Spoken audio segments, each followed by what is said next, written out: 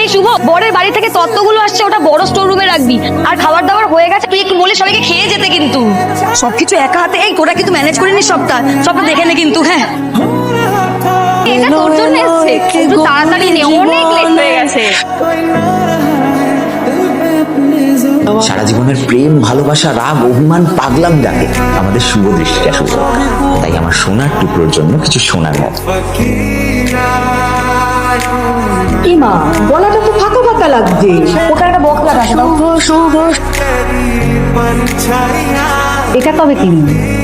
এটা কি সোনার? সোনা নয়, কিন্তু সোনার মতো।